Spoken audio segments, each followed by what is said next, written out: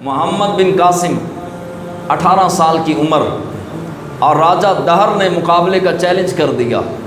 10,000 یا 20,000 کا لشکر یا 30,000 کا لشکر، اور راجہ دہر ہندوستان کا بادشاہ تھا، 80,000 کا لشکر۔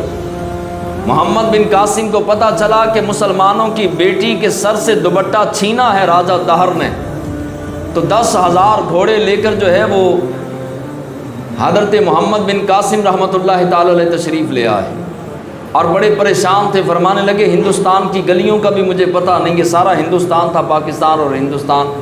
تو محمد بن قاسم فرمانے لگے نہ مجھے گلیوں کا پتہ، فوج بھی تھوڑی، اسلحہ بھی تھوڑا، راجہ دہر کی فوج بڑی، اسلحہ زیادہ، علاقہ بھی ان کا۔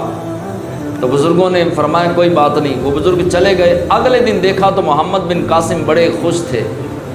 بزرگوں نے فرمایا کیا ہوا، فوج آ گئی، پیچھے سے فوج آ گئی یا اسلحہ آ گیا، آج آپ خوش کیوں ہیں، ابھی تو جو ہے وہ جنگ شروع نہیں ہوئی۔ محمد بن قاسم فرمانے لگے مجھے پتہ چلا ہے راجہ دہر نظر کا گندہ ہے، نظر کا گندہ آدمی کبھی دلیر نہیں ہوتا، جس کی نظریں پاکیزہ نہ ہوں، جو بے حیا نظروں والا ہو، وہ کبھی دلیری نہیں کر سکتا۔ اب میں خوش ہوں کہ بے غیرت آدمی کو میدان جنگ کے اندر ہرانا مسلمان کے لیے مسئلہ ہی کوئی نہیں ہے۔ اور آپ نے ظہر سے پہلے پہلے، فجر کے بعد حملہ کیا، ظہر سے پہلے پہلے پورے ہندوستان پہ قبضہ کر لیا۔ حضرت محمد بن قاسم 18 سال کی عمر، آپ جانتے تھے کہ بے غیرت آدمی دلیر نہیں ہوتا، اور راجہ دہر کیوں مرا، اس وجہ سے مرا کہ وہ نظروں کا گندا تھا۔ آج مسلمان دکانوں پہ بیٹھ کے اپنی ماؤں بہنوں اور بیٹیوں کو اس للچائی اور بھوکی اور گندی نظروں سے دیکھتے ہیں کہ شاید کافر بھی ایسے نہ دیکھتا۔ اس انداز سے کوئی بھی بچی، کوئی بیٹی، کوئی بہن بازار سے عزت کے ساتھ بغیر کسی کی گندی نظر کے گزر سکتی ہے؟ اس زمانے کے اندر بازار کے اندر بیٹھا ہوا لڑکا سمجھتا ہے کہ شاید جاتی ہوئی بہن اور بیٹی پر نظر ڈالنا یہ ضروری ہے، اسے نہیں پتا کہ وہ اپنے ساتھ اور اپنی آنے والی نسلوں کے ساتھ زیادتی اور ظلم کر رہا ہے۔ اللہ اکبر۔ حضرت صلاح الدین ایوبی، آج دنیا کے معاملات پر بھروسہ اور اعتماد ہے، لیکن یہ ذہن نہیں ہے کہ مشکل وقت آ جائے، قرضہ چڑھ جائے، کاروبار نہ چلے، پریشانی آ جائے، آتی ہیں۔ اولیاء کو، اللہ کے ولیوں کو، نبیوں کو، صحابہ کو مصیبت پروف اللہ نے نبیوں کو نہیں بنایا، نہ ولیوں کو بنایا، نہ صحابہ کو بنایا، نہ حسن و حسین کو بنایا۔ حسن و حسین جنتی جوانوں کے سردار، حضور علیہ السلام کے شہزادے، فاطمہ الزہرا کے جگر پارے، لیکن مصیبت پروف تو وہ بھی نہیں تھے۔ زندگی کے اندر چیلنجز آتے ہیں، پریشانیاں آتی ہیں، ان کو حل کس طرح کرنا ہے، کس طرح اللہ کی مدد لینی ہے، یہ مدد لینا آتا ہی نہیں۔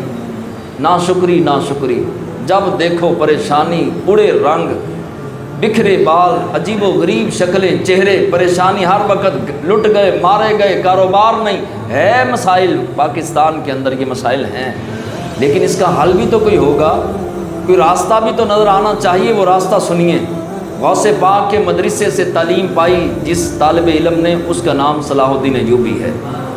صلیبی جنگیں ہو رہی تھیں، حضرت صلاح الدین ایوبی بہت پریشان تھے۔ پتہ چلا کہ عیسائیوں کا بحری جہاز اسلحے سے بھرا ہوا مسلمانوں کی طرف آ رہا ہے۔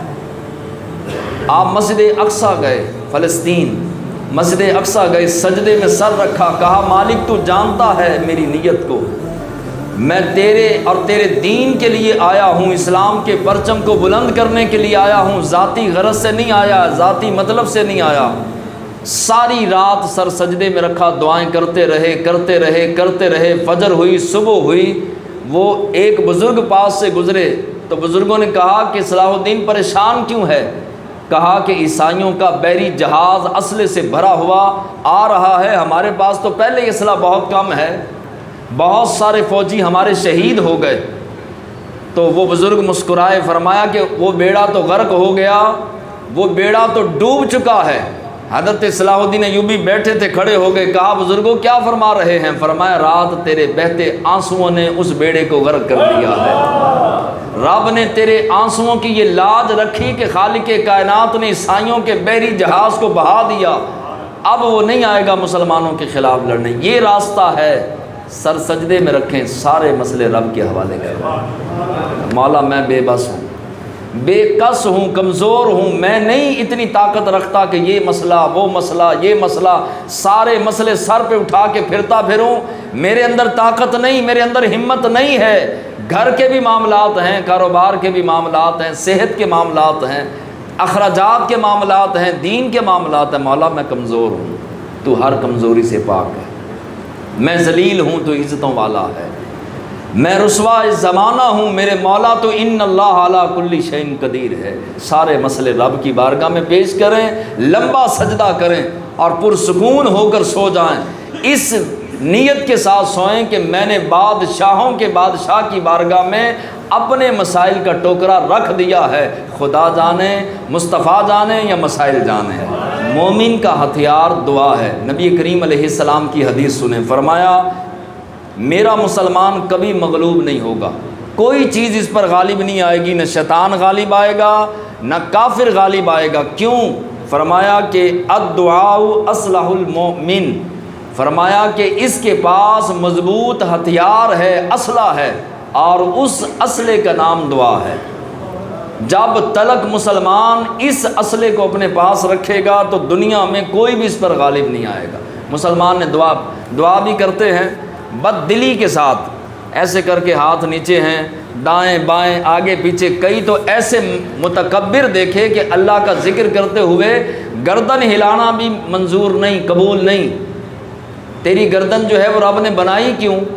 اس لیے بنائی تاکہ تو ہلا تو صحیح، ذرا گردن کو بتا کہ تو رب کا ماننے والا ہے، اور رب کے سامنے آپ پیش ہوں اور آپ بے دلی کے ساتھ ذکر کریں یا بے دلی کے ساتھ دعا کریں تو رب جھولیاں بھرے گا؟ نہ، دل کے ساتھ مانگیں، پورے ایمان و یقین اعتقاد کے ساتھ مانگیں کہ میں معمولی کسی ہستی کے سامنے دستے سوال دراز کر کے نہیں بیٹھا، مانگ نہیں رہا، بلکہ بادشاہوں کے بادشاہ کی بارگاہ میں بیٹھا۔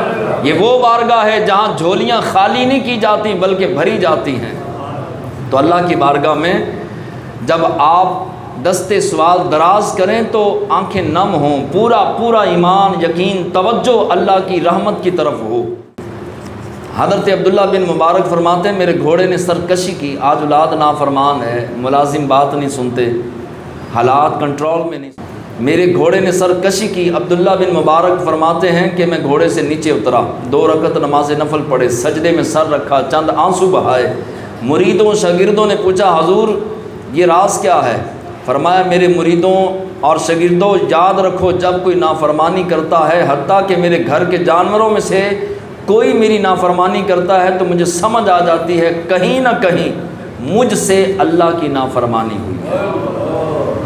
میرے جانور بھی اگر میری بات نہ سنیں نہ مانیں تو میں سمجھ جاتا ہوں کہیں نہ کہیں میری کوتاہی ہے، کمی ہے۔ یہ تو ان کی عاجزی تھی، ورنہ یہ لوگ گناہوں سے محفوظ ہوتے ہیں۔ تو آج ہم کہتے ہیں ہماری اولاد نہیں سنتی، بیوی بات نہیں سنتی، گھر والے بات نہیں سنتے، ملازم بات نہیں سنتے۔ کیوں سنیں؟ تو نے رب کی سنی؟ رب نے تو 5 مرتبہ رب نے اعلان کروایا، آؤ کامیابی کی طرف، آؤ فلاح کی طرف۔ ہم نے سوچا کہ نماز پڑھیں، کون سا 500 ملتا ہے، چلو کہ 500 ملے تو بندہ 5 نمازیں پڑھے تو شام کو 2500 اکٹھا تو ہوگا۔ آج ظاہری طور پہ کچھ نہیں مل رہا، دین کا کام کریں تو ظاہری طور پہ کچھ نہیں ملے گا، لیکن جب پیمانے بھر کے آخرت میں اور قبر میں ملیں گے تو کہیں گے کاش ہم مزید دین اسلام کی خدمت کرتے، عبادتیں کرتے، نیکیاں کرتے۔